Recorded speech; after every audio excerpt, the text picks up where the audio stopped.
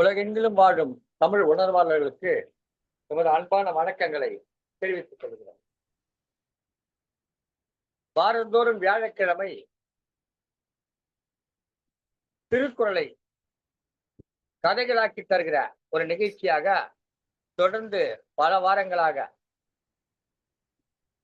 சென்று கொண்டிருக்கிறது. இந்த நிகழ்ச்சி மிக அழகாக ஒருங்கமைத்து எடுத்துச் செல்கிறார் பழனியை சேர்ந்த கவிநிலவு பா ஆயிஷா சித்திக் அவர்கள். இதிலே நிகழ்ச்சியிலே பங்கேற்று பலரும் திருக்குறளுக்கான கதைகளை சொல்லி வருகிறார்கள். இந்த கதைகளை எல்லாம் தொகுத்து அல்லது இந்த கதைகளில் இருக்கும் சிறந்த கதைகளை தொகுத்து நூலாக்கம் செய்வதை நாம் திட்டமாக வைத்து திருக்குறள் கதைகள் என்கிற நூலை விரைவில் வெளியிட இருக்கிறோம் என்பதை இந்த தருணத்திலே நான் தெரிவித்துக் கொள்கிறேன். இந்த நிகழ்ச்சியிலே பங்கேற்று சிறப்பிக்க வருகை புரிந்திருக்கக்கூடிய திருமதி இரா ஜோதிராமன், கவிநிலவு எழிலரசி,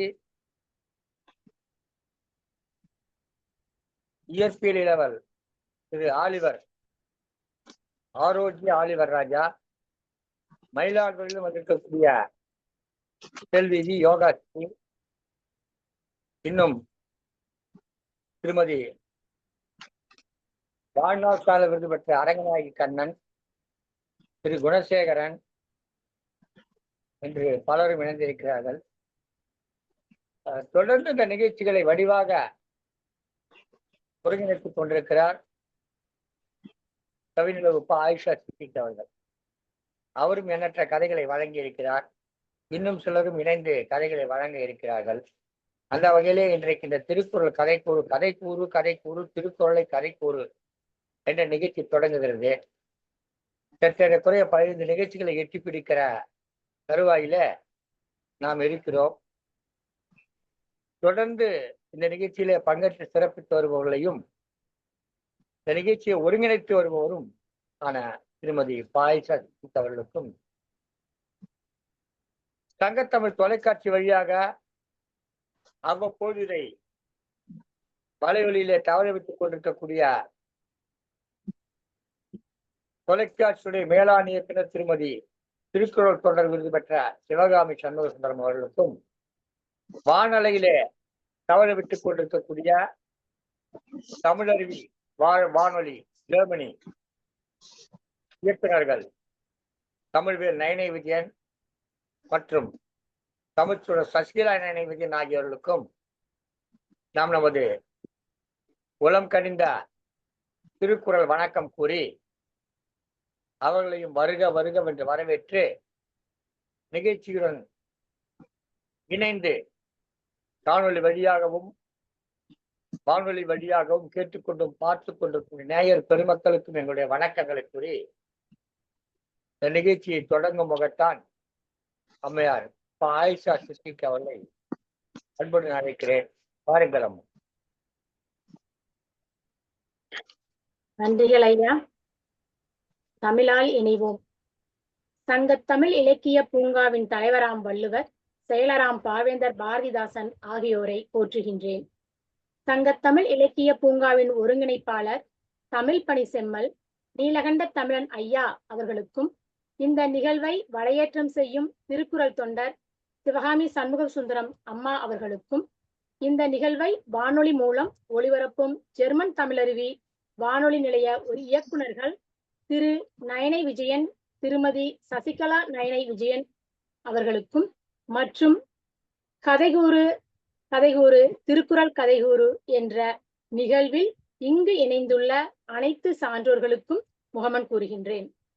கதைகூறு திருக்குறள் கதைகூறு நிகழ்வு 13இல் முதலாவதாக எனது கதையை தருகின்றேன். மாலதிக்கு மீண்டும் மீண்டும் தன் தோழியிடம் போய் உதவி கேட்க மனதுக்கு கஷ்டமாக இருந்தது. என்னதான் உற்ற தோழி என்றாலும் உதவி செய்ய செய்ய மீண்டும் மீண்டும் பெற்றுக்கொண்டே இருப்பது நல்லதல்ல என்று தோன்றியது. ஆனாலும் அவளுக்கு வேறு வழி தெரியவில்லை. ஏனெனில் அவள் தாயும் தன் மாலதியை அவள் அப்பாவின் அக்காவாகிய அத்தைதான் அன்று முதல் பராமரித்து வருகின்றார்.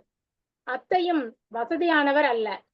மாமாவுக்கு உடல்நிலை சரியில்லை என்பதால் அவரால் வேலைக்கு செல்ல இயலாது. எனவே அத்தைதான் கூலி வேலை பார்த்து குடும்பத்தை பார்க்க வேண்டிய சூழ்நிலை. அதை புரிந்து கொண்ட மாலதி அத்தைக்கு தன்னால் எவ்வளவு உதவி செய்ய முடியுமோ அத்தனை உதவியும் செய்து முடித்து விட்டுத்தான் படிப்பாள்.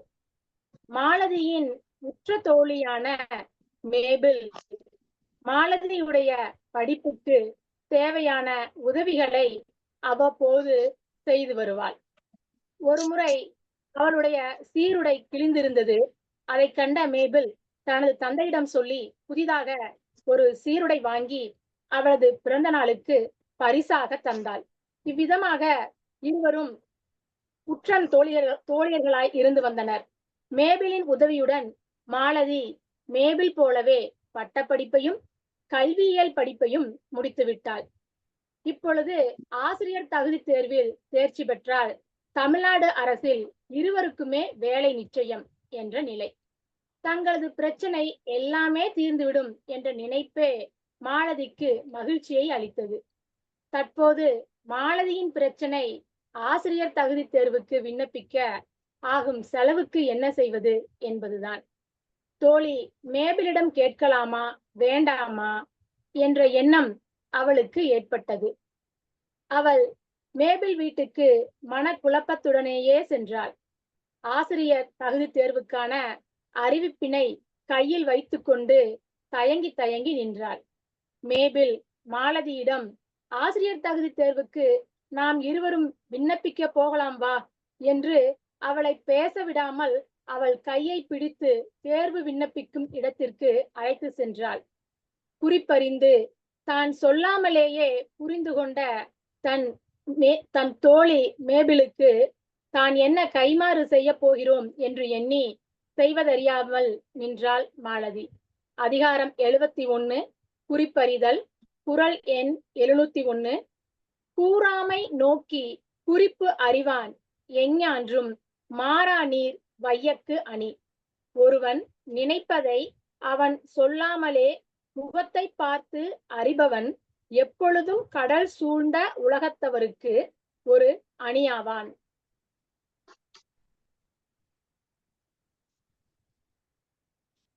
அடுத்ததாக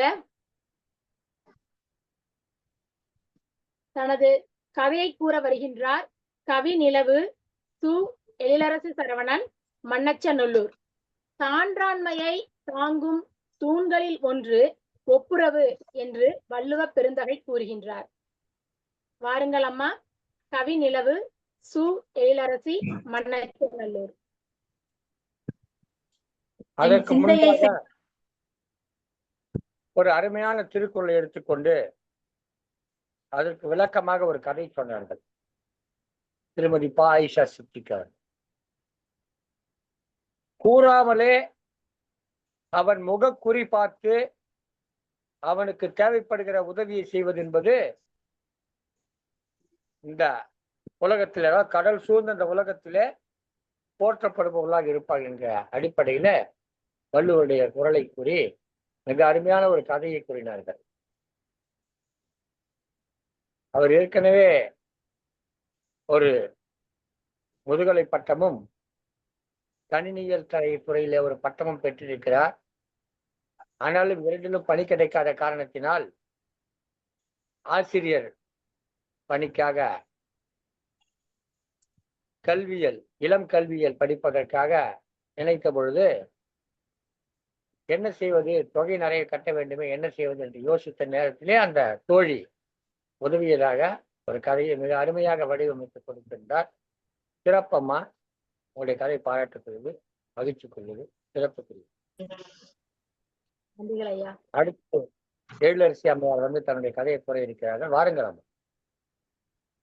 என் சிந்தையை செம்மையாக்கி நல்வழியில் நடத்தி வரும் செம்மொழி தமிழ் அன்னைக்கும் எனையின்ற பெற்றோருக்கும் முதல் வணக்கம். சங்கத்தமிழ் இலக்கிய பூங்காவின் தலைவராம் ஐயன் வள்ளுவரையும் செயலாளர் பாவேந்தர் பாரதிதாசன் அவர்களையும் தொழுது சங்கத்தமிழ் இலக்கிய பூங்காவின் ஒருங்கிணைப்பாளர் அன்பிற்குரிய தமிழ் பணி செம்மல் நீலகண்ட தமிழன் ஐயா அவர்களை வணங்கி மிக சிறப்பான திருக்குறள் கதை கூறு திருக்குறள் கதை கூறு நிகழ்வை கொண்டு செல்லும் அன்பு சகோதரி ஆயிஷா சித்திக் அவர்களுக்கும் கதை கூற வந்திருக்கும் அனைவருக்கும் என்னுடைய நல் வணக்கம். என்னுடைய கதை. பள்ளி மணி ஒலித்தவுடன் அனைவரும் வில்லில் இருந்து சீரும் அம்பை போல் அவரவர் வகுப்பறைகளை விட்டு வெளியே போகும் சத்தம் கேட்டது. ரேவதி மார்களின் குறிப்பேடுகளை திருத்தம் செய்துவிட்டு வகுப்பறையில் இருந்து கிளம்பினார். அப்போது பக்கத்து வகுப்பறையில் யாரோ தேம்பும் சத்தம் கேட்கவே மெதுவாக எட்டி பார்த்தார். அங்கே மாலா மிகவும் சோகமாக தனியே உட்கார்ந்து அழுது கொண்டு இருப்பதை பார்த்தார். அருகே சென்ற ரேவதி, மாலா இங்கே வாமா, ஏன் அழுது கொண்டு இருக்கிறாய் என அன்போடு கேட்டார். கேட்ட நொடியில் மாலதியின் கண்களில் இருந்து கண்ணீர் அருவியாய் வடிந்தது.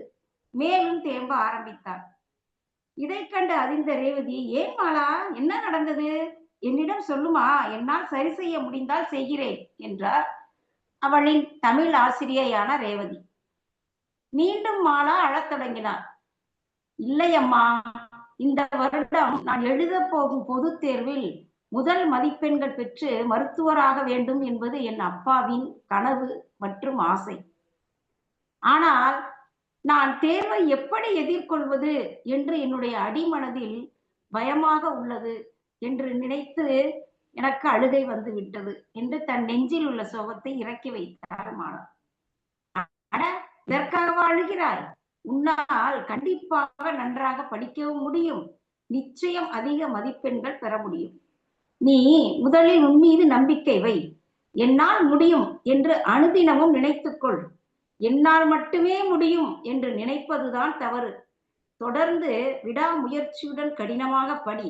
கவலைப்படாதே, உனக்கு தேவையான அனைத்து உதவிகளையும் நான் செய்கிறேன் என்று அணைத்துக் கொண்டு ஆறுதல் கூறினார் ரேவதி. ரேவதியின் வார்த்தைகளை கேட்ட மாலா மனதில் உறுதியும் நம்பிக்கையும் பிறந்தது. அழுகையை நிறுத்தி கொண்டு துள்ளி எழுந்தார். புன்னகை பூத்தாள். உடனே ரேவதி, மாலா, இப்போதுதான் மிக அழகாக இருக்கிறார். தேவையற்ற பயத்தை தூர விரட்டு. மருத்துவராகும் குறிக்கோளை மட்டும் மனதில் நிறுத்து. வெற்றி நிச்சயம் என வாழ்த்தினார். மிக்க நன்றி அம்மா. குழம்பிய என் மனதில் உங்கள் வார்த்தைகள் உற்சாகத்தையும் நம்பிக்கையும் அளித்துள்ளது என மகிழ்ச்சியுடன் முகமலர்ந்து கூறினாள் மாலா. இதை கண்ட ரேவதியும் வருங்கால மருத்துவரை நினைத்து மனதில் அடைந்தார். அதிகாரம் 10, இனியவை கூறல். குறள் எண் 97. நயன் ஈன்று நன்றி பயக்கும் பயனீன்று பண்பின் தலைப்பிரியா சொல். பிறருக்கு நற்பயன் தரும் உயர் பண்பு சொல் தனக்கும் நயமும் நலமும் தரும் என்பதே இதனுடைய விளக்கமாகும். வாய்ப்பளித்த ஐயா அவர்களுக்கு நன்றி கூறி விடைபெறுகிறேன். நன்றி, வணக்கம். அருமையம்மா. நயன் ஈன்று நன்றி பயக்கும் பயன் ஈன்று பண்பின் தலை பிரியா சொல் என்ற குறளுக்கு ஏற்ற கதையை கூறினீர்கள் அம்மா. தமிழாசிரியை ரேவதி, மாலா ஆகிய கதாபாத்திரங்களின் மூலம் மிக சிறப்பான கதையை கூறினீர்கள் அம்மா. மருத்துவர் ஆகும் ஒரு குறிக்கோளை மனதில் ஏற்றிய ஒரு ஆசிரியையின் கதை மிக சிறப்பாக இருந்தது அம்மா. வாழ்த்துக்கள். தொடர்ந்து இணைந்திருங்கள். நன்றி. நன்றி அம்மா. நன்றி.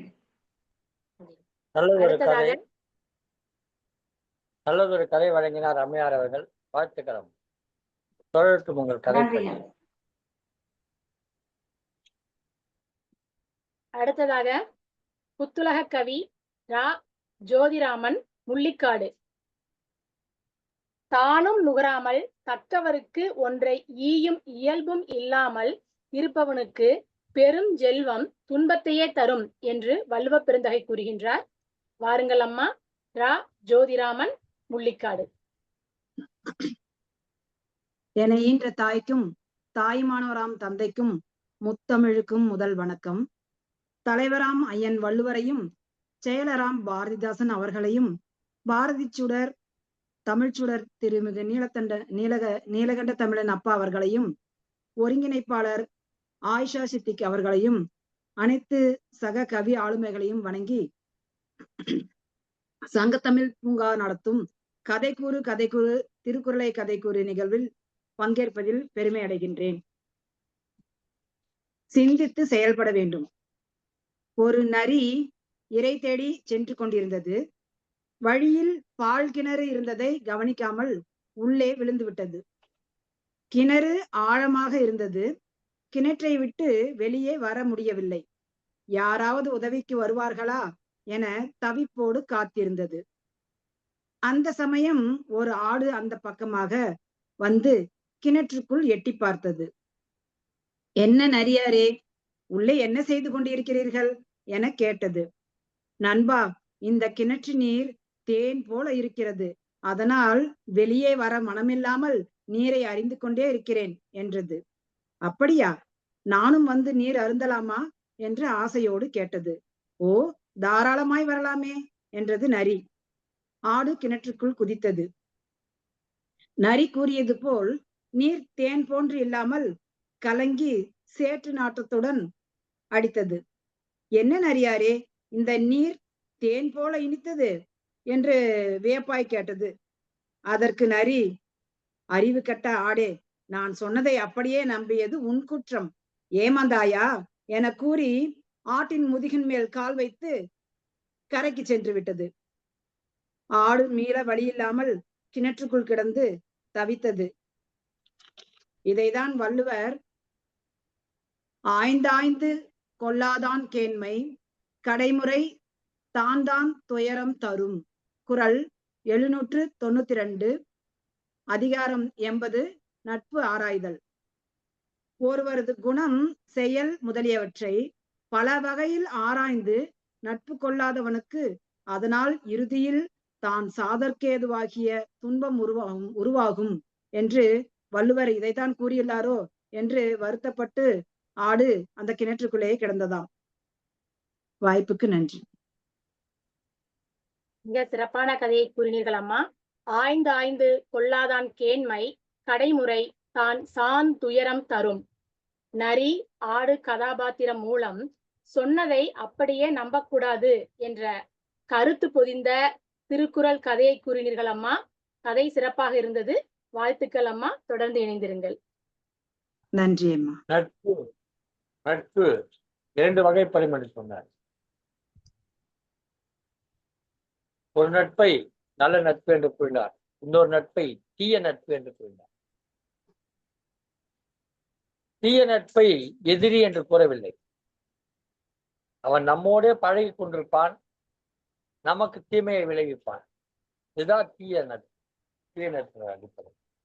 அதை அடிப்படையாக கொண்டு ஒரு கதையை அருமையாக கொண்டு வந்து கொடுத்தார். ஆய்ந்தாய்ந்து கொள்ளாதான் கேண்மை கடைமுறை தான் துயரம் தரும். சரியானவர்களை தேர்ந்தெடுக்காமல் பழகினால் அதனுடைய விளைவு பின்னாளிலே மிகுந்த துயரை அளித்துவிடும் என்கிற கதையை நரியின் மூலமாகவும் குறிப்பாக ஆட்டின் மூலமாக நமக்கு விளக்கினார். இன்றைக்கு தமிழ்நாட்டில் உள்ள மக்கள் எல்லாம் ஆடுகளைப் போல் இருக்கிறார்கள். ஏராளமான வட மாநிலத்தவர் இங்கே வந்து கொண்டே இருக்கிறார்கள். குறைந்த கூலிக்கு வேலை செய்கிறேன் என்று சொல்லுகிறார்கள். எல்லா வேலையும் அவரிடம் கொடுத்து விட்டால் பிறகு நாளைக்கு அவர் என்ன செய்வார்கள்?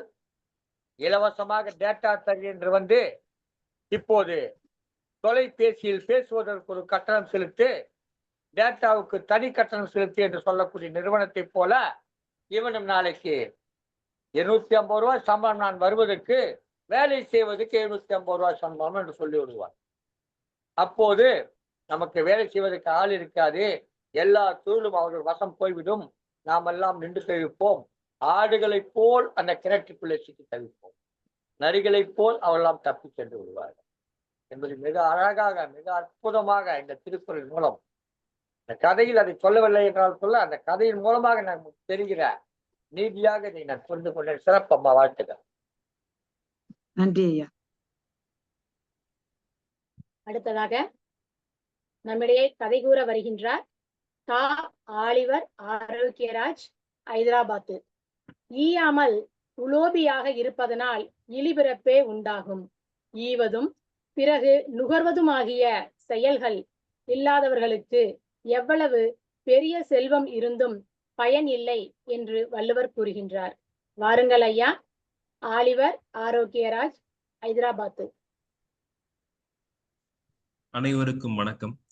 தலைவராம் வள்ளுவரையும், செயலாளரான பாரதிதாசன் ஐயா அவர்களையும், ஒருங்கிணைப்பாளரான நீலகண்ட தமிழன் ஐயா அவர்களையும், தொகுப்பாளரான ஆயிஷா சித்திக் அம்மா அவர்களையும், இங்கு கலந்துள்ள அனைவரையும், மேலும் வானொலியில் கேட்டுக்கொண்டிருக்கக்கூடிய அனைவருக்கும் என்னுடைய வணக்கங்களை தெரிவித்துக் கொள்கின்றேன்.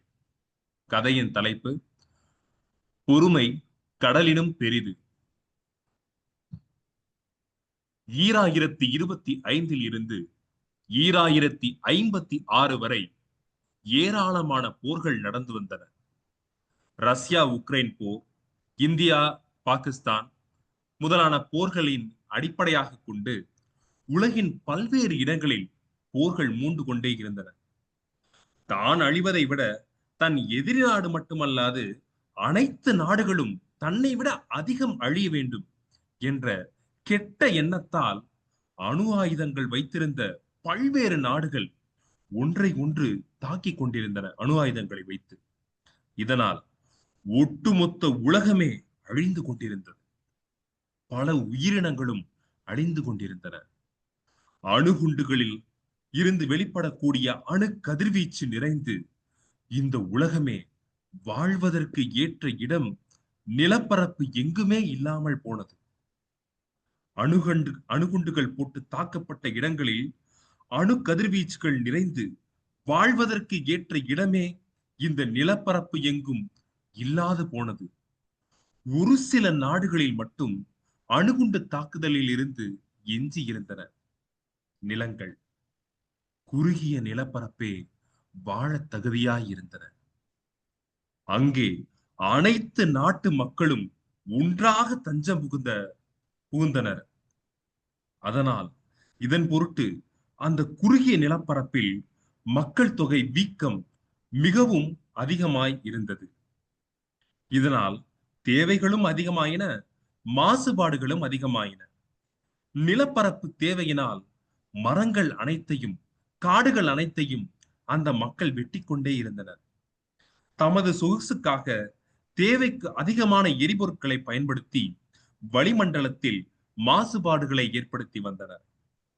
இதன் காரணமாகவும் தொடர் அணுகுண்டு தாக்கத்தினால் ஏற்பட்ட வெப்பத்தின் காரணமாகவும் புவி வெப்பம் அதிகமானது.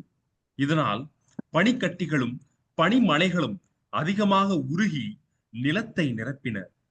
ஏறத்தாழ 247 அடி வரை கடல் மட்டம் உயர்ந்து காணப்பட்டது. ஒரு பக்கம் கதிர்வீச்சு நிலங்களில் முழுவதும் ஆக்கிரமித்துக் கொண்டிருக்கின்றன, மறு பெரும்பக்கம் கடலில் மூழ்கிய நிலப்பரப்பு. இதன் பொருட்டு இன்று 2056 நிலத்தில் யாரும் வாழவில்லை, ஒரு சில ஆராய்ச்சியாளர்களை தவிர. இதில் சோகம் என்னவென்றால், மனிதரற்ற நிலத்தில் வாழும் உயிரினங்கள் பலவும் அழிந்து விட்டன. அனைத்து மக்களும் கடலில் வாழ பழகிவிட்டனர். இன்று அடுக்குமாடி கட்டிடங்கள் எதுவும் இல்லை, மாறாக அதற்கு பதிலாக அடுக்குமாடி கப்பல்கள் உண்டு. இங்கு வீடுகள் என்பன இல்லை, மாறாக கோழி முட்டை வடிவத்தில் பளபளவென சாம்பல் நிறத்தில் சில குமிழிகள் இருக்கின்றன. அந்த குமிழிகளுக்குள் தான் குடும்பமாக அனைவரும் வாழ்ந்து கொண்டிருக்கின்றனர். மனித வாழ்க்கை கடலில் தத்தளித்துக் கொண்டிருக்கின்றது. மேலே வான், கீழே கடல். வாழ்க்கை முறையும் மனிதர்களின் பண்பாடும் மாறியது. நாடுகளாய் என் நாடுதான் உயர்ந்தது, என் நாடுதான் உயர்ந்தது என்று சண்டையிட்டனர். என் நாட்டில் வரையறுக்கப்பட்ட கோடு இதுவரை அல்ல அதுவரை என்றும் நதிகளாலும் மலைகளாலும் வரம்புகள் இட்டு என் நாடு என் நாடு என்று சண்டையிட்டு மாண்ட மானுட இனம் இன்று கோடுகளற்ற ஆறுகளற்று ஒன்றாய் இருக்கின்றன. இங்கு கடலில் எந்த கோடுகளும் ஆறுகளும் இல்லை. ஒரே கடல், கடலில் எப்படி கோடு போட முடியும்? கடலில் எப்படி ஆறுகளை பிரிக்க இயலும்? கடலில் எப்படி ஆற்று நீரை எனக்கு மட்டும்தான் என்று உரிமை கொண்டாட முடியும்? ஓருலகு, ஒரே கடல், ஒரே மக்கள் என்ற பாகுபாடுகளற்ற நிலையே அன்று நிலவியது. பயன்படுத்த எரிபொருட்கள் எதுவும் இல்லை. அனைத்து கப்பல்களும் குமிழ்களும் கதிரவ மின்கலன்களை அடிப்படையாக கொண்டு இயங்குகின்றன. பசுமை ஆற்றலை உண்டாக்கும் பல கருவிகள் இன்று இன்றியமையாத புழக்கமாகிவிட்டன. இங்கும் மனிதர்கள் சும்மா இருக்கவில்லை. கடலை மாசுபடுத்த தொடங்கிவிட்டனர். நீரில் வாழும் உயிர்களுக்கு இவர்களால் சிக்கல்கள் வர வாய்ப்புண்டு. நிலம் இருந்த பொழுது நெற்கதிர்களையும் கோதுமை மணிகளையும் உழவு செய்து அறுவடை செய்து உண்டு வந்தோம். ஆனால் இன்று நம்மிடம் நிலம் இல்லையே. நீரின் மீன்களும் மாசுபாடுகளுடன் இருக்கின்றன. அவற்றை எப்படி உண்பது? எனவே இப்பொழுது அனைவரும் கடற்பாசி வேளாண்மை செய்து கடல் பாசிகளையே அறுவடை செய்தும் உண்டும் வருகின்றனர். எனவே பெரும்பாலான ஆராய்ச்சி கப்பல்கள் எப்படி உண்ணும் பொருட்களை அதிகரிப்பது என்று இருக்கின்றன. ஆனால் இன்னும் சில ஆராய்ச்சிகளோ இந்த கடலிலும் எப்படி நாடுகளை நாம் பிரித்து வாழ்வது, எப்படி கடலுக்கேற்றவாறு போர்க்கருவிகளை உண்டாக்குவது என்றும் அதற்கு அடிப்படையான போர்க்கருவிகளை எப்படி செய்வது என்றும் மும்மரமாக ஆராய்ச்சி செய்து கொண்டிருக்கிறார். அப்படித்தான் ஒரு நாள் காலை கதிரவன் எழுந்தபோது கடலெங்கும் தங்கமாக மிளிர்ந்து கொண்டிருந்தது. ஆராய்ச்சி கப்பல்களில் இருந்த ஒரு ஆராய்ச்சி மாணவன், நாம் ஏன் கடல் பரப்பிலேயே ஆராய்ச்சி செய்து கொண்டிருக்கிறோம், ஏன் கடலுக்கு அடியில் சென்று ஆராய்ச்சி செய்யக்கூடாது என்று சிந்தனை எழுப்பினான். அவன் பெயர் வழுதி. ஆனால் அனைவரும் அவனை மட்டம் தட்டி கொண்டே இருந்தனர். கேலியும் கிண்டலுமாக செய்து அவனை ஒரு முட்டாளாகவே காட்சிப்படுத்திக் கொண்டிருந்தனர். வழுதி எங்கு சென்றாலும், இதோ வந்துட்டான்பா, கடலுக்கடியில போய் பார்த்து இன்னும் என்ன இருக்குன்னு என்று பார்த்து ஆராய்ச்சி செய்யக்கூடியவன் என்று அவனை கேலி செய்து கொண்டே இருந்தனர். அவனால் தாங்க முடியவில்லை. மிகுந்த மன உளைச்சலுக்கு உள்ளாயினான். அவனுடன் ஆராய்ச்சி செய்பவர்கள் அனைவருக்கும் கருவிகளும் நிதிகளும் ஒதுக்கப்பட்டு கொண்டே இருந்தன. ஆனால் இவனுக்கு மட்டும் எந்த ஒரு கருவியோ நிதியோ வழங்கப்படவில்லை. ஆனால் இவனுடைய நண்பன் மாறன் இவனை ஊக்கப்படுத்தி கொண்டே இருந்தான். வழுதியோ எஞ்சிய கப்பல் உதிரி பாகங்களையும் மற்ற ஆராய்ச்சியாளர்கள் வேண்டாம் என்ற தூக்கி போட்ட கருவிகளையும் சேர்த்து ஒன்றாக வைத்து ஏதாவது ஆராய்ச்சி செய்ய முடியுமா என்று பார்த்து கொண்டிருந்தான். கடலின் அடியே பார்க்க உதவுவது மீ ஒளி கருவிகள். அக்கருவிகள் பலவற்றை ஒன்றாக இணைத்து அவற்றில் இயற்பியல் அக்குவ கோட்பாடுகளை பயன்படுத்தி புதிதாக ஒரு கருவியை செய்தான். இதற்கு சில ஆண்டுகளே புரண்டோடின. இக்கருவியின் மூலம் அதிகமான கடல் ஆழத்தின் உள்ளவரை சென்று உணரும் வாய்ப்பு இவனுக்கு கிட்டியது இக்கருவியால். அதை வைத்து பார்க்கும் பொழுது அவனுக்கு கிடைத்ததோ ஓர் அதிர்ச்சியூற்றும் தகவல். அவன் அன்று பார்த்தது பல்வேறு தூண்களையும் கடலுக்கு அடியில் உள்ள கட்டிடங்களையும் மாளிகைகளையும். இந்த அதிர்ச்சி தகவலை ஆராய்ச்சி கப்பலில் உள்ள அனைவருக்கும் அறிவித்தான். இருந்த போதிலும் மீண்டும் அனைவரும் அவனை கேலி செய்தனர். கடலுக்கு அடியில் பாறைகளும் மணலும் தான் இருக்கும். மக்கு, இவன் ஒரு கிறுக்கன், ஏதோ உளறிக்கொண்டே இருப்பான் என்று கூறிக்கொண்டிருந்தனர். இதை கேட்ட மூத்த ஆராய்ச்சியாளர் இவன் முடிவுகளை எடுத்து சரிபார்த்த பொழுது அது மிகவும் சரியாக பொருந்தியது. மேலும் மேலும் ஆராய்ச்சியினை அவர்கள் மேற்கொண்ட பொழுது அங்கு இருந்த எச்சங்கள் பல்லாயிரம் ஆண்டுகளுக்கு முன்பு இருந்தன என்று உறுதி செய்தனர்.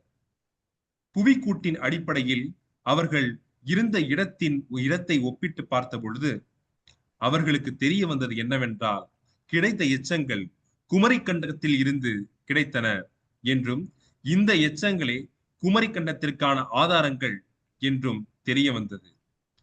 இகழ்ச்சிக்கு அஞ்சாமல் ஆராய்ச்சியை இடைநிறுத்தாமல் தொடர்ந்து ஆராய்ச்சி செய்து கொண்டிருந்த வழுதி ஒரு புதிய வரலாற்றை கண்டுபிடித்தான். அவரே ஒரு வரலாறுமாக மாறினான். மேலும் இவனது நண்பன் மாறனும் இப்புவி மாசுபடாமல் பார்த்து கொண்டால் இன்னும் சில ஆண்டுகளில் கதிர்வீச்சியிலிருந்து மறைந்து இயல்பு நிலை திரும்பலாம் என்று தன் ஆய்வு முடிவை வெளியிட்டான். இவனும் தொடர்ந்து ஆராய்ச்சியால் இருந்தான். மேலும் குமரிக்கண்டம் அழிந்தது என்று பலரும் நினைத்துக் கொண்டிருந்த பொழுதும் கடலில் அமைதியாக பொறுமையுடன் இருந்தது அந்த குமரிக்கண்டம். இதை கண்டுபிடித்த இவனுடைய ஆராய்ச்சியும் ஒரு வரலாறானது. குறள் எண் 151 அதிகாரம் பொறையுடைமை. அகழ்வாரை தாங்கும் நிலம் போல தம்மை இகழ்வார் பொறுத்தல் தலை. இக்கதையை கூற வாய்ப்புக்குரிய அனைவருக்கும் நன்றிகளை தெரிவித்துக் கொள்கிறேன். நன்றி, வணக்கம். மிக சிறப்பான ஒரு கதையை கூறினீர்கள் ஐயா. அகழ்வாரை தாங்கும் நிலம் போல தம்மை இகழ்வார் பொறுத்தல் தலை. தம்மை இகழ்ந்தாலும் பழுதி என்ற கதாபாத்திரம் குமரிக்கண்டத்தை ஆராய்ச்சி மூலம் கண்டுபிடித்தார் என்று கூறினீர்கள் ஐயா. அது மட்டுமன்று அணுகுண்டு, போர், புவி வெப்பம், பனி உருகுதல், கதிர்வீச்சு, கடல் மாசுபாடு என்று பல்வேறு நிகழ்வுகளின் மூலமாக அத்தகைய ஒரு நிகழ்வை கண்முன்னே நிறுத்தினீர்கள் ஐயா. வாழ்த்துக்கள். சிறப்பாக கதை கூறினீர்கள் ஐயா. தொடர்ந்து இணைந்திருங்கள். நன்றிங்கம்மா. தம்பி ஆரோக்கிய ஆலிவராஜா ஒரு இயற்பியல் மாணவர், இயற்பியல் ஆராய்ச்சி மாணவர். இதுவே அவர் கொஞ்சம் அறிவியல் பூர்வமாக சிந்திக்கிறார். உலகத்திலே போர் மூண்டு நிலங்களெல்லாம் வாழ தகுதியற்றதாகிவிட்டால் மனிதர்கள் எல்லாம் அழிந்து போவார்கள் என்று எல்லோரும் சொல்லிக் கொண்டிருக்கிற போது ஆரோக்கிய ஆலிவர் ராஜா சற்று வேறுபட்ட சிந்தனையிலே அப்போது அவர்கள் கடலிலே வாழ்வார்கள் என்று கூறினார். மனிதன் எதையும் வென்று முடிக்கக்கூடிய திறன் படைத்தவன் என்கிற அடிப்படையில நிலம் போனா அவன் போய் கடல்ல வாழ்வான், கடல்ல ஆராய்ச்சி பண்ணுவான். ஆனால் அவன் புத்தி அவனை விட்டு போவாது, கடலுக்குள்ள எல்லைகளை தேடி பிடிப்பான். அப்ப கடலுக்குள்ள அடிச்சுக்கிறது என்ன பண்ணா ஒரு ஆயுதத்தை கண்டுபிடிப்பான். அப்ப அங்க சாப்பிடுறதுக்கு கடற்பாசிய உருவாக்கி சாப்பிடுவான். இப்படி தொடர்ந்து அந்த சூழல் அங்க இருக்கக்கூடிய கடல் நீரைய மாசுபடுத்தி அந்த கிடைக்கக்கூடிய மீன்களை எல்லாம் விட்டுட்டு தனியா கடல் பாசிய உற்பத்தி பண்ணி சாப்பிடுவான். இந்த மாதிரி எல்லாம் நிறைய கற்பனைகள் சொல்லியிருந்தேன். என்னையோ தூய்மை கடல்ல போட்ட மாதிரி பயம் வந்துச்சு. அணுவை துளைத்து கடலை புகட்டி குறுக தரித்த குரல் என்று சொன்னார்கள். திருக்குறளே ஒரு கடல். அந்த கடலுக்கே ஒரு கடல் கதை சொல்லி அந்த கடலுக்கு அடியிலே புதைந்து போன குமரி கண்டத்தை நமக்கு காட்டி அங்கே தூண்கள் இருந்ததாக கூறினார். கூடவே ஒன்றை அடுக்குமாடி இருந்தாக சொன்னார். அது கொஞ்சம் வருத்தமாக இருந்தது. அடுக்குமாடி இருந்தாக சொன்னார். இருந்திருக்கலாம், ஒருவேளை மாட மாளிகைகள் இருந்திருக்கலாம். நாம் இப்போது பார்ப்பது போல அடுக்குமாடிகள் அழைத்தாலும் கூட மாட மாளிகைகள் இருந்திருக்கலாம். ஏனென்றால் பல 49 நாடுகள் நாடுகள் எல்லாம் அங்கே அழிந்து விட்டன. வலிமையான தமிழ் இருந்தது, அந்த தமிழ் எல்லாம் அழிந்து விட்டது. இப்போது நாம் பேசுகிற தமிழுக்கும் சங்க இலக்கியத்திலே காணப்படுகிற தமிழ் சொற்களுக்கும் நிறைய வேறுபாடுகள் இருக்கு.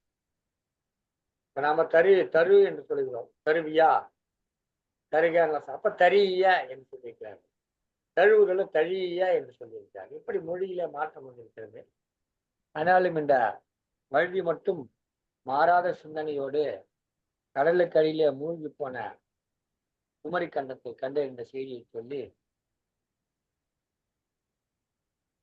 அகழ்வாரை தாங்கும் நிலம் போல என்று இந்த நிலத்தை அப்படி போய் அகழ்ந்து பார்த்தாலும் கூட தாங்கிக்குது நிகழ்வாரி பொருட்களை இருக்கிறார். திருக்குறள் மிக அருமையாக அதுக்கு எடுத்துக்காட்டி கதையை நிறைவு செய்தார். நீளமான கதை. ஆனால் அந்த நீளமான கடலிலே இந்த நீளமான கதை எழுதிய தம்பி ஆலிவராஜாவை பாராட்டுடன் நன்றி.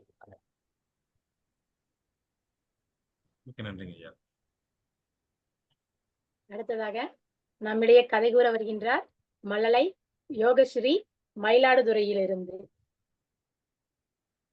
பிறரால் விரும்பப்படாதவனது செல்வம் ஊருக்கு நடுவே நச்சுமரம் பழுத்தது போலும். உழைத்து உழவை செய்பவர்கள் பிறரிடம் இறக்க மாட்டார்கள், இறப்பவர்களுக்கு ஈவார்கள் என்று வள்ளுவர் கூறுகின்றார். வாருங்கள் யோகஸ்ரீ மயில்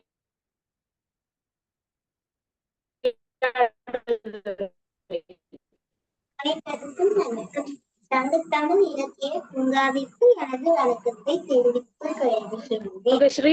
அதிகாரம் 98 பெருமை.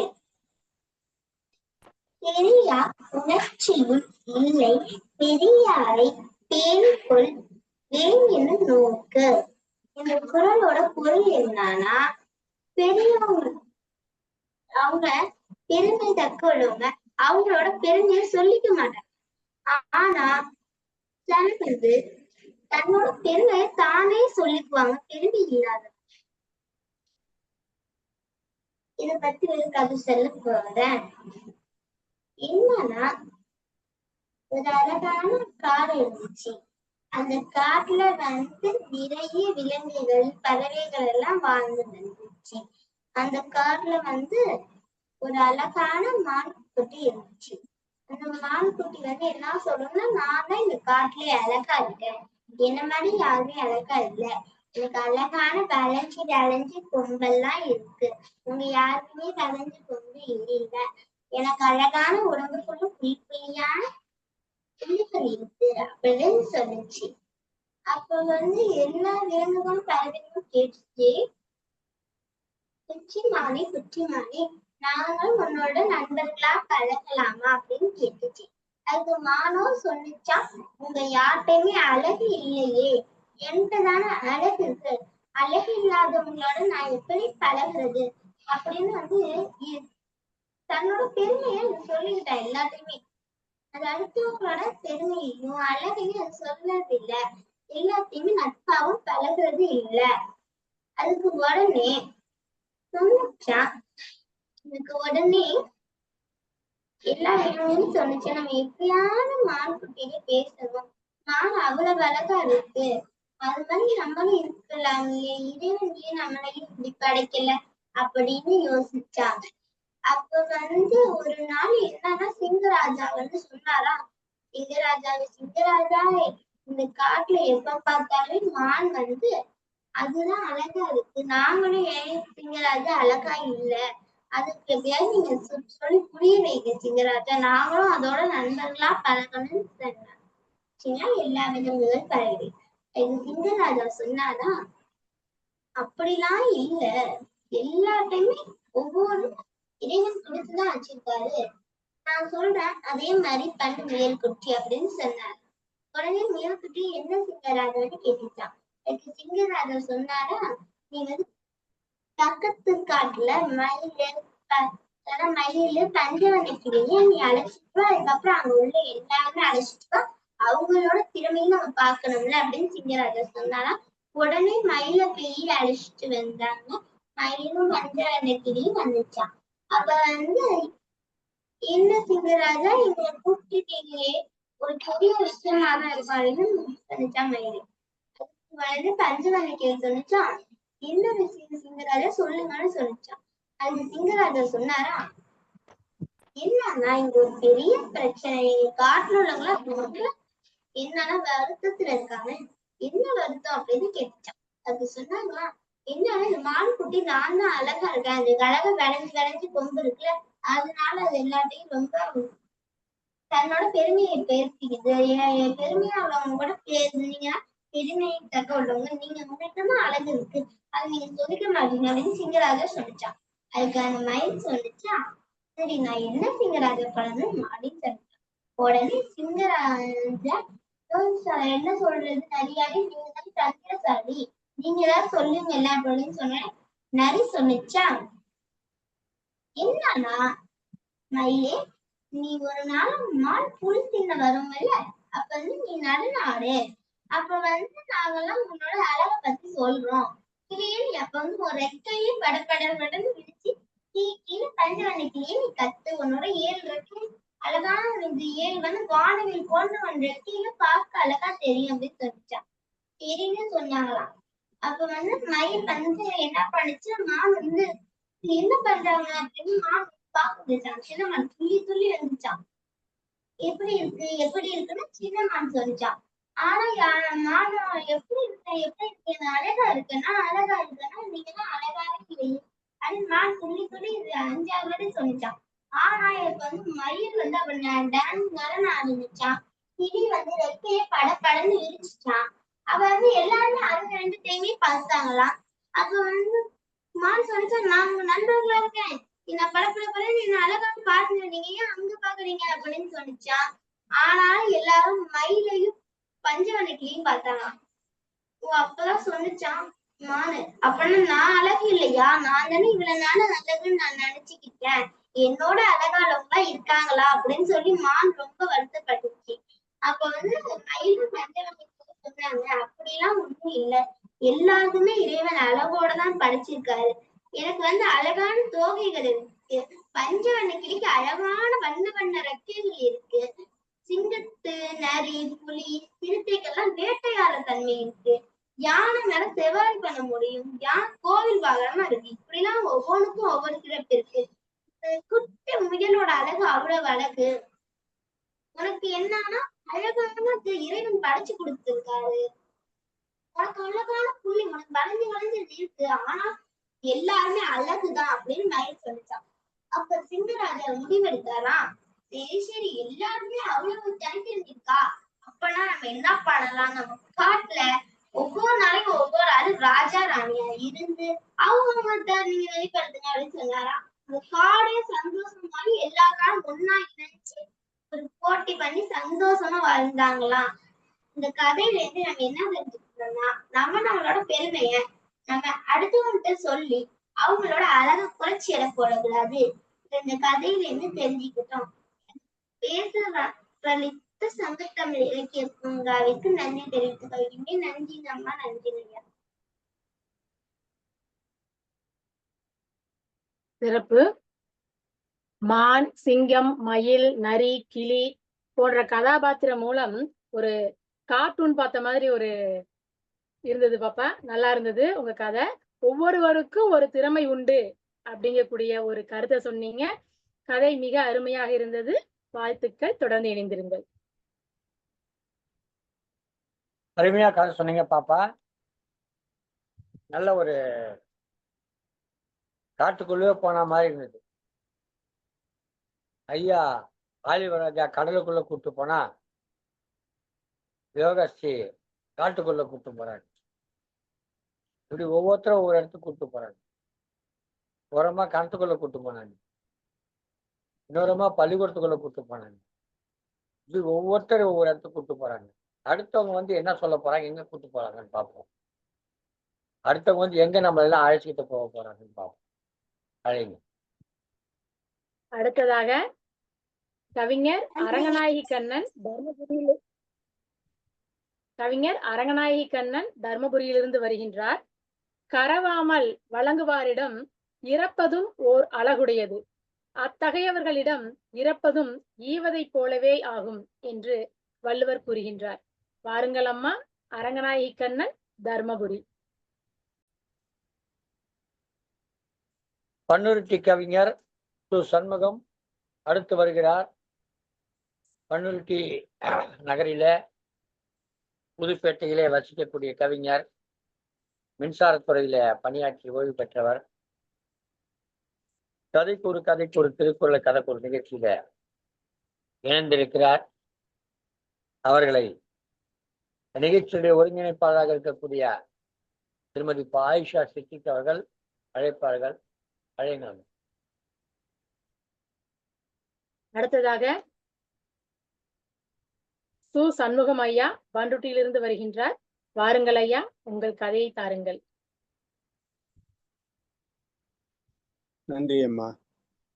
இந்நிகழ்ச்சி மிக சிறமையாக தொகுத்து வழங்கி கொண்டிருக்க உங்களுக்கும், இந்த நிகழ்ச்சியை ஒளிபரப்பி கொண்டிருக்கின்ற திரு நயனே விஜயன், சசிகலா நயனே விஜயன் அவர்களுக்கும், திரு பாரதி சுடர் நீலகண்டன் தமிழன் ஐயா அவர்களுக்கும் எனது வணக்கத்தை தெரிவித்து இன்றைய கதைக்கூறு நிகழ்வின் பங்கேற்கிறேன். குமரனுக்கு திடீரென்று ஒரு அலைபேசி வந்தது. அலைபேசியில் வந்தது. அதில் மறுமுனையில் இருந்தவர் தண்டபாணி. தண்டபாணி ஒரு பதவிதைப்போடு பேசினான்.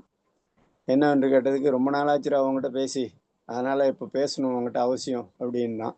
அதனால் உடனே என்ன பண்ணால், என்னென்னு பழைய கதைகள், பள்ளிக்கூடத்து கதைகள் எல்லாம் பேசி முடிச்சுட்டு இறுதியாக ஒரு வார்த்தை சொன்னான். உன்னால தாண்டா நான் இந்த நிலைமைக்கு நல்லா இருக்கிறேன் இல்லைன்னா எனக்கு நிலைமையே என்ன ஆயிருக்குன்னு தெரியாது என் வாழ்க்கையே அப்படின்னு சொன்னான். உடனே என்னடான்னு கேட்டான் குமரன். உடனே இல்லடா இரு, நான் கொஞ்சம் உங்ககிட்ட பேசணும் அப்படின்னு சொல்லிட்டு தனக்கு 3 ஆண் பையன்கள் என்றும் 3வரில் ஒருவன் அமெரிக்காவில் இருப்பதாகவும், 2ஆம் மகன் பெங்களூரில் இருப்பதாகவும், 3வது சென்னையில் இருப்பதாகவும், தற்பொழுது 3வது மகன் வீட்டில் நான் வசித்து வருகிறேன் என்றும் கூறினான். என்னடா சொந்த ஊருக்கெல்லாம் போறது இல்லையான்னு குமரன் கேட்டான். இல்லை அப்பப்போ போயிட்டு வருவேன், உளுந்தூர்பேட்டை பக்கத்தில் கிராமம், அப்பப்போ போயிட்டு வருவேன் அப்படின்னா. உடனே சரி அப்படின்னு சொல்லிட்டு பேசிட்டு இருக்கும்போதே மறுபடியும் மீண்டும் ஒரு தடவை உன்னால தான்டா எனக்கு இந்த வாழ்க்கையே கிடைத்தது அப்படின்னு சூசகம் மறுபடியும் ஒரு பொடி வச்சு பேசினான். அவனுக்கு என்னன்னே ஒன்றும் விளங்கலை குமரனுக்கு. ரொம்பவும் என்னடா சொல்லுடான்னா இல்லடா இருடா அப்படின்னு சொல்லி மறுபடியும் உடனே அந்த அலைபேசியை வந்து தன்னுடைய மனைவியிடம் கொடுத்துட்டான். அந்த அவங்க மனைவியார் வாங்கி, வணக்கண்ணே, ரொம்ப நல்லா இருக்கீங்க, ஒரு வாரத்தில் ஒரு நாளாவது உங்கள் பேரை சொல்லாமல் இருக்க மாட்டாரு அப்படின்னு சொன்னாங்க. என்னம்மா நீயும் அவனை மாதிரியே சொல்ற? இல்லைண்ணே கண்டிப்பாக நாங்கள் இருக்கிறதுக்கே நீங்கள் தான் நிலைமைன்னு அடிக்கடி சொல்லிக்கிட்டே இருப்பார் அப்படின்னு சொன்னாங்க. சரிண்ணே நான் அவர்கிட்டயே கொடுத்துட்றேன், நீங்கள் மேற்கொண்டு பேசுங்க அப்படின்னு சொல்லி அந்த அம்மா கொடுத்துட்டாங்க. உடனே என்னன்னு புரியல குமரனுக்கு. உடனே என்னடா விஷயம் அப்படின்னா மறுபடியும் பழைய கதைகளை கொஞ்சம் பேசணும் அப்படின்னு சொல்லி மறுபடியும் பழைய கதைக்கே போயிட்டு வந்து திரும்பவும் அதே வார்த்தையை சொன்னான். இவனுக்கு ரொம்ப குழம்பி போச்சு. இதுக்கு மேலே என்னால் பொறுமையாக இருக்க முடியாது, விஷயத்த சொல்லுடா என்ன அப்படின்னு சொன்னோன்னே, ஏன்னா இப்போ கேட்கிற காலமே குறைஞ்சி போச்சு, யார் பேசினாலும் யாரும் கேட்கறதே இல்லை. அதனால் நான் ரொம்ப பொறுமையாகவே ஒரு 10-15 நிமிடம் கேட்டுக்கொண்டிருந்து விட்டு, எனக்கு வேலையும் இருக்குது, அதனால் நீ சொல்லிடுறா என்ன விஷயம்னு. இல்லைடா நீ இல்லைன்னா எனக்கு வாழ்க்கையே இல்லை அப்படின்னு சொன்னான். சரி பரவாயில்ல சொல்லுடானோன்னு, ஒன்றும் இல்லை, நான் என்எல்சியில் வேலை கிடைச்சி ஃபோர்மேனாக இருந்து 36-37 வருஷம் சர்வீஸ் முடிச்சுட்டு ஓய்வு பெற்றுட்டேன், அதுக்கு முதற் காரணம் நீ தான் அப்படின்னா. என்னடா ரொம்ப பீடிகை போட்டுக்கிட்டே இருக்கே அப்படின்னோடனே, ஒரு நாள் நானும் என்னுடைய நண்பர்களும் வந்து நெய்வேலியில் ஒர்க் ஷாப் கேட்டுன்னு ஒன்று இருந்தது, பஸ் ஸ்டாப்பு, அதில் உட்காந்துட்டு இருந்தோம் மதியானம் 1 மணி அளவில். நீ சைக்கிளில் வந்து நிறுத்தினோடனே ரொம்ப நாள் ஆச்சு பார்த்து, அதனால் அப்படி பேசிட்டு போகலான்ட்டு கொஞ்சம் மதியானம் வேலை ஒரு 1 மணி இருக்கும் அப்படின்னு சொன்னான். என்னடா விஷயம் அப்படின்னு கேட்டேன். அப்போவும் நம்ம சம்மந்தமாக இது மாதிரி என்னடா பண்ணிட்டு இருக்கிறேன்னா, இல்லைடா யாரோ வேலை தேடிட்டு இருக்கிறேன் அப்படின்ற மாதிரி சொன்னான் தண்டபாணி. இல்லை இப்போ நீ என்ன பண்ணுறேன்னு குமரனை கேட்ட உடனே குமரன் சொன்னான், இல்லை நான் கடலூரில் ஐடிஐ படிச்சுட்டு இருக்கிறேன் அப்படின்னு சொன்னான். அப்படியாடா, எங்களுக்கெல்லாம் தெரியாமல் போச்சுடா, இது நமக்கு நடுத்தர வர்க்கத்துக்கு சொல்லி கொடுக்கறதுக்கு அந்த காலத்தில் ஆளே இல்லாமல் போயிட்டாங்கடா அப்படின்னா. உடனே சரி அப்படின்னு சொல்லிட்டு, சரி குமரன் உடனே எனக்கு கொஞ்சம் வேலை இருக்குது கிளம்புறேன்னா. இருடா கொஞ்ச நேரம் அப்படின்னு சொல்லி தண்டபாணி சொன்னான். இல்லைடா அப்படின்னோடனே, என்னடா பண்ண போகிறீங்க அப்படின்னு மறுபடியும் பேச்சு வேலையை நிமித்தம் வந்துச்சு. உடனே என்ன சொல்லியிருக்கான் தண்டபாணி, குமரன் வந்து எல்லாம் போய் ஐடிஐ படிங்கடா, எப்படியாவது வேலை கிடைச்சிரும், அதுவும் இந்த நெய்வேலியே கிடைச்சிரும் அப்படின்னு நீ தாண்டா சொன்ன, அதுதாண்டா எங்களுக்கு வாய்ப்பளிச்சது. நான் உடனே அடுத்த இந்த மாதம் வந்து மே மாதம் உடனே விண்ணப்பிச்சு உளுந்தூர்பேட்டையில் மோட்டர் மெக்கானிக் முடித்தேன். நான் முடிச்சுட்டு எனக்கு பல்லவனில் 2 வருஷம் அப்ரெண்டிஸ் கிடச்சிது. நான் முடிக்கவும் என்எல்சியிலேருந்து அழைப்பு வரவும் விண்ணப்பித்திருந்தேன் என்எல்சியில், அதுலேருந்து வேலைக்கு சேர்கிறதுக்கு அழைப்பு வரவும் நான் வந்து மெக்கானிக்காக ஆட்டோ வேலையில் பணியில் சேர்ந்தேன். அதுலேருந்து நான் கடினமாக உழைச்சி கடைசி வரலையும் இருந்து எந்த பிரச்சனையும் இல்லாமல் ரிட்டையர்ட் ஆகியிருக்கேன்டா. அதுக்கு நீ தாண்டா காரணம், இந்த ஒரு வார்த்தை தாண்டா எங்களை எல்லாம் உசுப்பி விட்டது அப்படின்னு சொல்லி அவன் சொன்னான். இவனுக்கு அதெல்லாம் மறந்தே போச்சு குமரனுக்கு, என்னைக்கு எப்போ நடந்தது என்னன்றது. அதை அவன் நினைவில் வைத்து கொண்டு மிகவும் அதை சொல்லும்போது அந்த மறுமுனையிலிருந்து மிகவும் கரகரத்த கொள்ளோடு தொண்டை கம்மி அழுவது போல எனக்கு அந்த குமரனுக்கு தோன்றியதாக சொன்னான். சரி பரவாயில்ல, இன்னொரு முறை நான் சென்னை வரும்போது உன்னை அவசியம் பார்க்கிறேன்டா அப்படின்னு சொல்லி குமரனும் சொன்னான். இதைத்தான் வள்ளுவர் காலத்தினார் செய்த நன்றி சிறிதெனும் ஞாலத்தின் மானப்பரிதர் என்றார் போலும் என்று கூறி இந்த வாய்ப்பை அளித்த அனைவருக்கும் நன்றி கூறி வணங்கி விடைபெறுகிறேன். நன்றி, வணக்கம். காலத்தினால் செய்த நன்றி ஞானத்தின் மானப்பெரிது என்ற குரலுக்கு ஏற்ற ஒரு கதையை குமரன், தண்டபாணி போன்ற கதாபாத்திரம் வைத்து மிக சிறப்பாக கூறினீர்கள் ஐயா. வாழ்த்துக்கள், தொடர்ந்து இணைந்திருங்கள் ஐயா. நன்றி. மன்னிக்கவும், என்னோட அடிக்கடி போய் வந்தது, அதனால இப்ப எனக்கு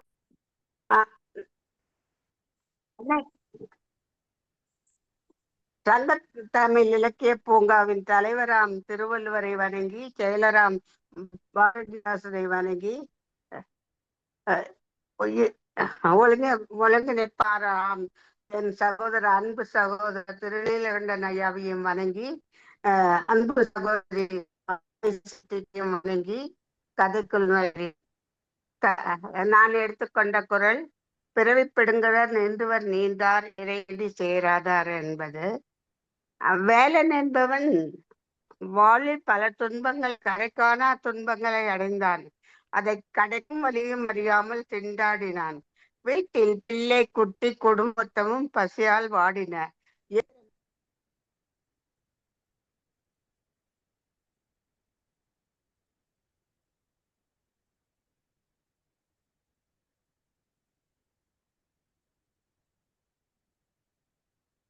ஏற்று வாழ்வில் சிறப்போம் என்று வாழ்ந்து வந்தான். அவனுக்கும் அவன் இருவரும் நண்பர்கள் தான். ஆனால் கால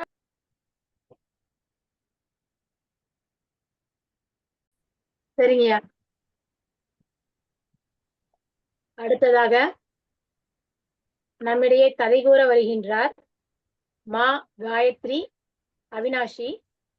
மக்கள் ஈட்டிய பொருளை போன்றவர்கள், பழி சாராத பண்புடைய மக்களை பெற்றவர்கள் 7 பிறப்புகளுக்கும் தீங்குகள் வராது இருப்பார் என்று திருவள்ளுவர் கூறுகின்றார்.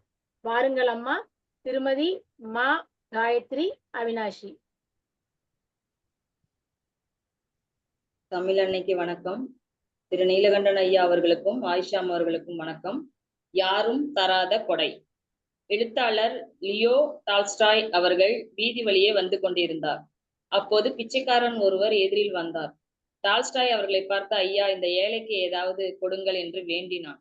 அவனுடைய பரிதாபமான நிலையை பார்த்து இரக்கப்பட்டார் அவர். அவனுக்கு உதவி செய்ய மனதில் நினைத்தார். தன் சட்டை பைக்குள் கைவிட்டு துளாவினார். பைக்குள் பணம் இல்லை.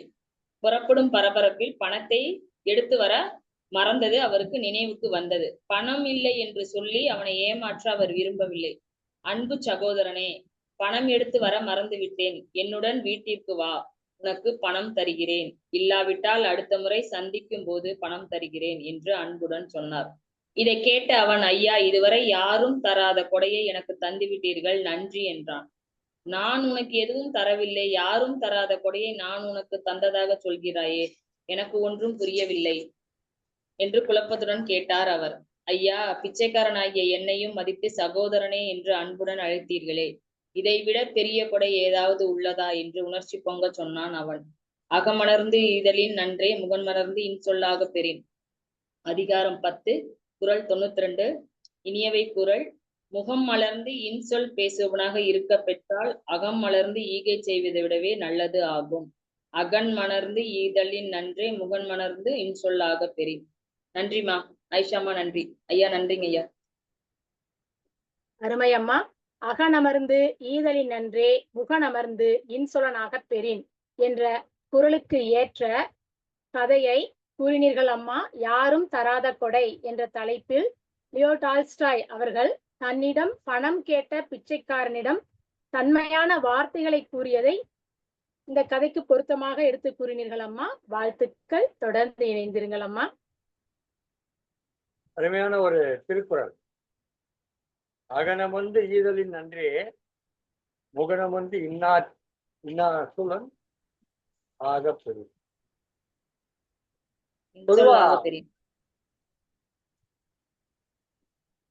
ஒரு இரவலர் வந்து கேட்கிற பொழுது அவர்களுக்கு இல்லை என்று சொல்லுவதை அவரை இழிவுபடுத்தி கொல்லப்படுகிறது. அவன் இல்லைன்னு தான் நிற்கிறான். நீயும் பதிலுக்கு இல்லைன்னு சொன்ன, நீ அவனை ஒண்ணுதானே, அவனை நீ என்ன இகழ்றது? அவனும் இல்லைன்றான், நீயும் இல்லைன்ற, 2 பேரும் இல்லைன்னு சொல்லிட்டு இருக்க போது ஆக நீ அவனை இகழ்வதற்கு உனக்கு என்ன உரிமை இருக்கிறது? கெட்ட கூட நீயும் அவனை மாதிரிதான், 2 பேருமே இல்லாதவர்கள் தான் என்பதே அழகாக இந்த கதையின் மூலமாக விளக்கி கூறினார். லியோ டால்ஸ்டாய் தன்னுடைய சட்டை பைக்குள் கையை விட்டு அந்த சட்டை பையிலே எந்த காசும் இல்லாததால் அவனை வீட்டுக்கு வா, நான் உனக்கு தருவேன் என்று சகோதரனாக அவனை அழைத்ததாக கதை கூறி அதற்கு ஒரு திருக்குறளை பொருத்தி காட்டினார். இந்த லியோ டால்ஸ்டாய் தான் டால்ஸ்டாயினுடைய நூல்களை எல்லாம் கதைகளை எல்லாம் படித்துவிட்டு இந்தியாவில் இருந்த உத்தமர் காந்தி அவர்கள் மிகவும் மகிழ்ச்சி அடைகிறார். அவரை நேரில் சந்திக்கிற பொழுது, ஐயா உங்களுடைய கதைகள்லாம் மிகவும் அருமையாக இருக்கிறது, எப்படியா இந்த கதைகள்லாம் நீங்கள் எழுதுகிறீர்கள் கேட்ட பொழுது, எல்லாம் உங்க ஊர்ல இருக்கிற திருக்குறள் தான் இருக்குது என்று திருக்குறளை எடுத்து காட்டியாக திருக்குறளுடைய அன்புடைமை அதிகாரமாகட்டும், இன்னா செய்தாரை ஒரு சாதனம் உண்மையும் செய்துவிட என்ற சொல்லை சொல்லி விளக்கியதாக காந்தியடிகள் குறிப்பிட்டார். காந்தியுடைய வாழ்க்கை வரலாற்றிலே இப்படிப்பட்ட ஒரு குறிப்பு காணப்படுகிறது. அதன் பிறகுதான் தமிழ் மீது அவருக்கு மிகுந்த ஈடுபாடு வந்து, ஒரு முறை அடுத்த பிறவி என்று ஒன்று இருந்தால் எனக்கு நான் தமிழனாக பிறக்க வேண்டும் என்று சொல்லுகிறார். தமிழை படிக்க வேண்டும் என்ற ஆர்வம் கொள்ளுகிறார். M.K. காந்தி என்று தமிழிலே அவர் கையெழுத்து போட்டிருக்கிறார். மகாகவி பாரதியாருக்கு எழுதிய கடிதத்திலே தமிழிலே கையெழுத்து போட்டு அனுப்பியிருக்கிறார். அந்த கடிதம் இன்றைக்கும் பாரதியாருடைய நினைவில்லத்தில் சென்னையிலே நீங்க இப்போ சென்றாலும் காணலாம். உத்தமர் காந்தி தமிழ்ல எழுதிய கடிதம். கடிதம் தமிழ் அல்ல, கையெழுத்து தமிழ்ல போட்டிருக்கார். அத்தகைய காந்திக்கே ஒரு பக்குவத்தை ஏற்படுத்தியவர் லியோ டால்ஸ்டாய். அந்த லியோ டால்ஸ்டாய் எவ்வளவு பக்குவம் தான் அந்த ஏழையிடம், எளியவரிடம், இரவலரிடம் அவன் மனம் நோகக்கூடாது என்று நல்ல ஒரு வார்த்தையை சொன்னதை சொல்லி அதற்கு ஒரு திருக்குறளை சொல்லி மிக அழகாக கதை கூறினார். திருமதி மா காயத்ரி அவர்கள் அவிநாசியிலிருந்து இணைந்திருக்கிறார்கள். நன்றிங்க ஐயா, நன்றிங்க ஐயா. தொடர்ந்து அவருடைய பணி சங்கத்தமிழ் இலக்கிய பூங்காவில தொடர்ந்து பயணிக்க இருக்கிறார். வாழ்த்துகிறோம், போற்றுகிறோம். தொடர்ந்து மாமா உங்கள் பணி.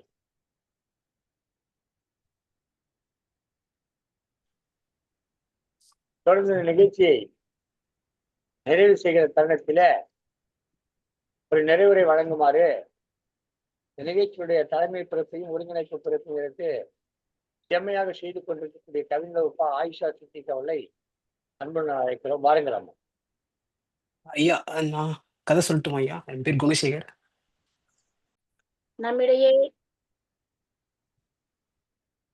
கதைகூறு திருக்குறள் கதைகூறு நிகழ்வு 13 அடுத்ததாக நம்மிடையே கதைகூற வருகின்றார் குணசேகரன்.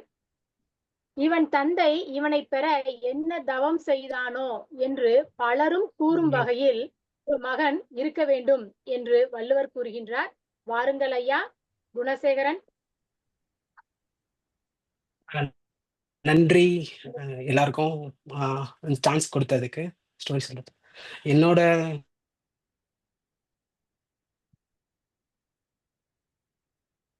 குரல் எப்படி இருக்க போதுன்னா, ஆண்காட் கேடு என்ற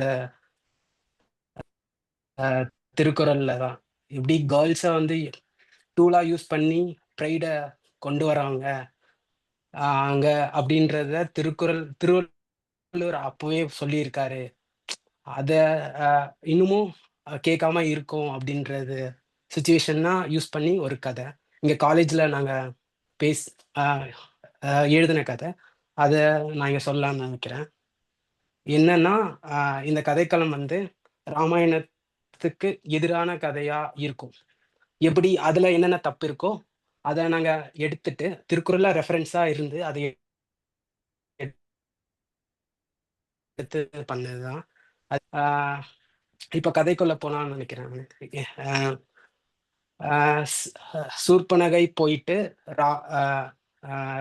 ராவணன் கிட்ட போயிட்டு இது மாதிரி என்ன யாரு பக்கத்துல இருக்கவங்க சொல்றான் அவன் பெரிய வீரனோட தம்பி அப்படின்னு சொல்லிட்டு சொன்ன உடனே என்னோட வீரன் யார் இந்த உலகத்துல இருக்கான் அப்படின்னு சொல்லிட்டு அவன் இந்த கோவத்துல போயிட்டு அந்த இடத்துக்கு போகும்போது சீதை இருந்ததாகவும் அங்க சீதை வந்து நின்றுட்டு இருக்கும் போது டக்குன்னு அவன் அங்க யாருமே இல்லாதவனால இது யாரு அப்படின்னு கேட்கும்போது இந்த பொண்ணு தான் வந்து இந்த பொண்ணுக்காக தான் என்ன கட் பண்ணாங்க அப்படின்னு சூர்பனகை சொன்னும் போது அந்த பொண்ணுக்காக தானே இவனுக்கு பண்ணாங்க அப்படின்னு சொல்லிட்டு சீதையை அங்கிருந்து மயக்க மருந்து போட்டு எடுத்துட்டு ஸ்ரீலங்காவுக்கு வந்துட்டோன்னு வந்ததுக்கப்புறம் அவன் சிரிச்சுட்டு அதுக்கப்புறம் சீதை கொஞ்ச நேரம் அந்த மயக்கத்துல எழுந்த உடனே ராவணன் வந்து என்ன ஏன் என்னை தூக்கிட்டு வந்தீங்க அப்படின்னு அவங்க கிட்ட கேட்கும் போது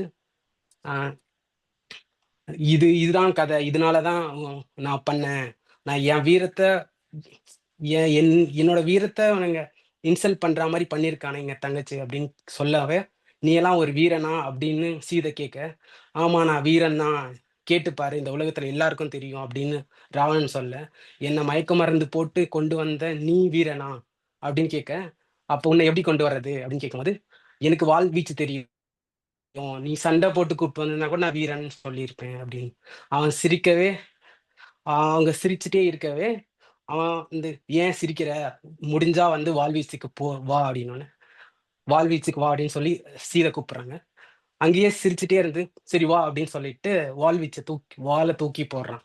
அவங்க அப்படியே பிடிச்சி அங்க சண்டை போட ஆரம்பிக்கிறாங்க. அவன் சிரிச்சுக்கிட்டே வந்து சீதைய ஈஸியா ஹேண்டில் பண்ணிட்டு இருக்கான்.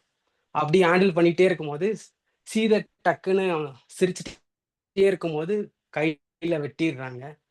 அப்போ வந்து அவன் ராவன் வந்து ஷாக்கா பாக்குறான், ஓ உண்மையானமே பவர் தான் இருக்கு போல அப்படின்னு சொல்லிட்டு. அதுக்கப்புறம் வந்து சீதைய என்னோட பலவீனத்தை நான் சொல்றேன், நான் இப்பதான் உன்னோட பலத்தை புரியுது, இருந்தாலும் நீ எனக்கோட கீழே தான், அதனால நான் என்னோட பலவீனத்தை சொல்றேன், நீ அங்க என்ன அடிச்சாதான் சாகடிக்க முடியும் அப்படின்னு சொல்லிட்டு ராவணன் அவனோட பலவீனத்தை சொல்லிடுறான் சீதை கிட்ட. நீ முடிஞ்சா என்ன இப்ப சாகடி, இப்பதான் என்னோட போர் வரப்போகுது அப்படின்னு அவன் சொல்றான். அதுக்குள்ள எல்லாருமே ஊர் மக்கள் எல்லாருமே வந்துட்டாங்க அந்த இடத்துல. இப்படி அப்படியே ஊர் மக்கள் சுத்தி பார்க்கவே அப்பதான் போர் ஸ்டார்ட் ஆகுது. ராவணன் வந்து சீதை கையில வெட்டிடுறான். ரத்தத்தோட இருந்துட்டு அவங்க மறுபடியும் அந்த ரத்தத்தை எடுத்துட்டு மறுபடியும் சண்டை போட வராங்க. சண்டை போட்டுட்டு போயிட்டே இருக்கு. சீதை டக்குன்னு அவங்க ராவணன் கையை இன்னொரு வாட்டி வெட்டுறாங்க. கையில ரத்தம் வரவே ராவணன் இன்னும் கோபமாயிடுறான், எப்படி ஒரு பொண்ணு நம்மள வெட்டலாம் அப்படின்னு. அவன் கோவத்துல வரான், சண்டை போடுறான். சீதை வந்து காமாவே அமைதியாவே இருந்துட்டு அவன் கோவத்தை யூஸ் பண்ணிட்டு அடிச்சுட்டே இருக்கு. ரத்தம் வருது ராவணனுக்கு, இன்னும் வேகமா கோவப்பட்டு கடைசியா அவன் பயங்கரமா கோவம் வரும்போது வந்து கிட்ட வரான். அந்த பொண்ணு சீதை வந்து அவனோட பலவீனத்துல கரெக்டா குத்திட்டு அப்படியே அந்த கத்தி எடுத்து அவன் தலையை வெட்டி கீழே வரும்போது ராவணன் தலை கீழே அந்த ஊர் மக்கள் ராஜாவோட தலை வந்து கீழே விழும் போது அந்த ஊர் மக்கள் ஃபுல்லா பாக்குறாங்க. அப்படி எல்லாருமே ஷாக்கா வராங்க. அந்த ரத்தத்தோட அவங்க அந்த வாளோட கடந்து வீட்டுக்கு போறாங்க. அப்புறம் பார்த்தா அந்த கடற்கரை இருக்கு. கடற்கரையில அமைதியா உட்காந்துட்டு இருக்காங்க.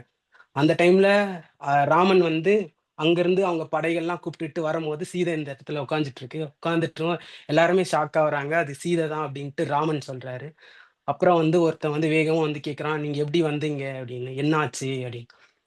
அவர் சீதை என்ன சொல்லுது, நான் இப்படிதான் வந்தேன் அப்படின்னு, உங்களை நம்ப முடியல அப்படின்னு அவங்க சொல்றாங்க. ப்ரூஃப் எல்லாம் இல்ல, ராவணன்னு இது மாதிரி யாராலையும் சாகடிக்க முடியாது, நீங்க வீரன்னு உலகத்துக்கே தெரியும், இருந்தாலும் ராவணனை சாகடிக்க யாரால முடியாது, நீ சொல்ற நம்ப முடியல அப்படின்னு அவங்க சொல்லவே சீதை கேட்குறாங்க.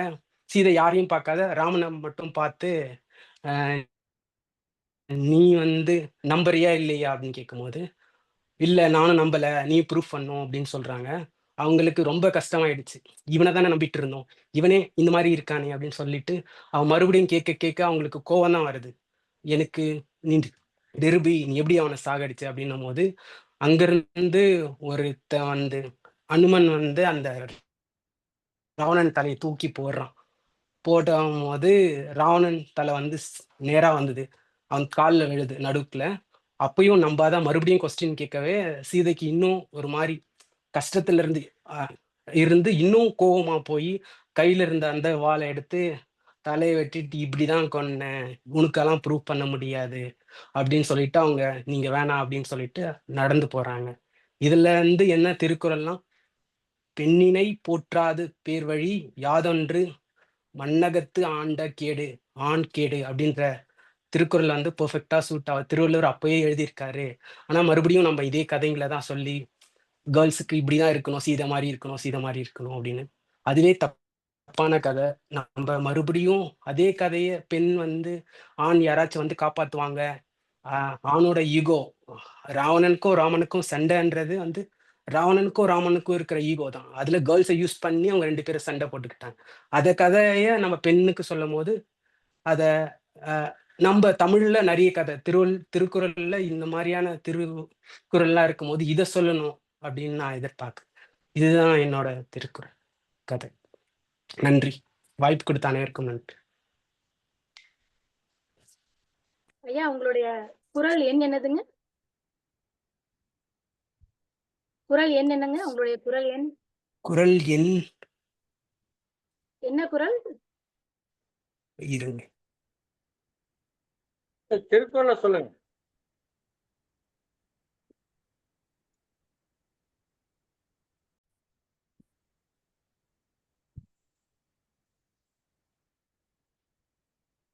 மும்மலையும் முந்நாடும் முந்நதியும் முப்பதியும் மும்முரசும் முத்தமிழும் முக்கொடியும் மும்மாவும் தாம் உடைய மன்னர் தடமுடிமேல் தார் அன்றோ பாமுறை தேர் வள்ளுவர் முப்பால்.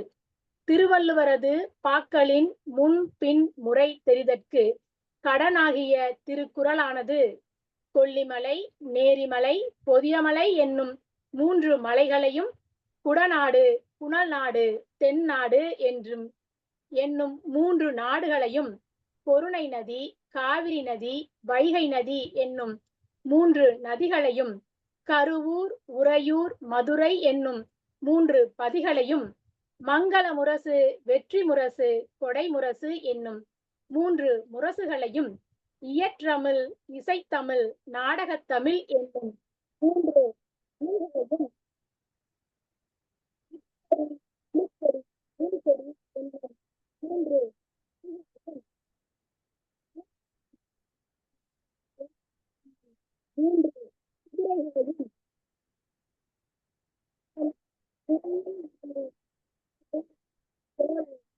இயற்றமிழ், இசைத்தமிழ், நாடகத்தமிழ் என்னும் 3 தமிழ்களையும் விட்கொடி, புலிக்கொடி,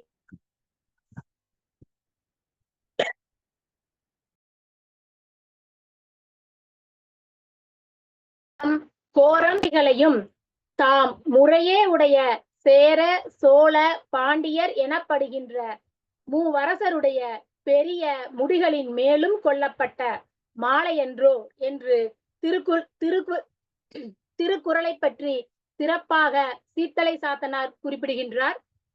இத்தகைய சிறப்பான ஒரு நிகழ்வை ஒருங்கிணைப்பு செய்த சங்கத்தமிழ் இலக்கிய பூங்காவின் ஒருங்கிணைப்பாளர் தமிழ் பணி செம்மல் நீலகண்ட தமிழன் ஐயா அவர்களுக்கும், ஸ்டெப் டிவியின் மேலாண் இயக்குனர் சிவகாமி சண்முகசுந்தரம் அம்மா அவர்களுக்கும், தமிழருவி வானொலி நிலைய இயக்குனர்கள் திரு நைனை விஜயன், திருமதி சசிகலா நைனை விஜயன் ஆகியோருக்கும், கதை சொல்லிகளான ஜோதிராமன், சு எழிலரசி அம்மா, ஆலிவர் ஆரோக்கியராஜ் ஐயா, மழலை, யோகஸ்ரீ மயிலாடுதுறை, காயத்ரி அவினாஷி அம்மா, சு சண்முகம் ஐயா ஆகியோருக்கும் நன்றிகளை கூறி விடைபெறுகின்றேன். நன்றி, மகிழ்ச்சி. நன்றிம்மா, நன்றிம்மா, நன்றி. நன்றி, வணக்கம். சிறப்பான நிகழ்ச்சி இங்கே நடைபெற்றது. கதை கூறு திருக்குறளை கதை கூறு என்ற நிகழ்ச்சி தொடர் நிகழ்ச்சியினுடைய ஒரு நிகழ்ச்சி மிக சிறப்பான கதைகளோடு அரங்கேறி இருக்கிறது. இந்த நிகழ்ச்சியை சங்கத்தமிழ் தொலைக்காட்சியில் பதிவேற்றம் செய்து கொண்டிருக்கூடிய மேலாண் இயக்குனர் திருமதி திருக்குறள் தொடர் விருது பெற்ற சிவகாமி சண்முகசுந்தரம் அவர்களுக்கும், வானிலையில் கவலை விட்டுக் கொண்டிருக்கிற தமிழொலி வானொலி இயக்குநர்கள் தமிழ்வேல் நயனை விஜயன், தமிழ் சசிகலா நயனை விஜயன் ஆகியோர்களுக்கும் நமது நன்றிகளை தெரிவித்து, இதை வானொலியிலும் வலையொலியிலும் கண்டுகொடுத்துக் கொண்டிருக்கிற உங்கள் அனைவருக்கும் ஒரு மனமார்ந்த வணக்கங்களை கூறி, நிகழ்ச்சியில் சிறப்பாக கதைகளை கூறி சிறப்பித்த அத்தனை கதை சொல்லிகளுக்கும் நம்முடைய அன்பு வணக்கங்களை கூறி நிகழ்ச்சி நிறைவு செய்யும். நன்றி, வணக்கம்.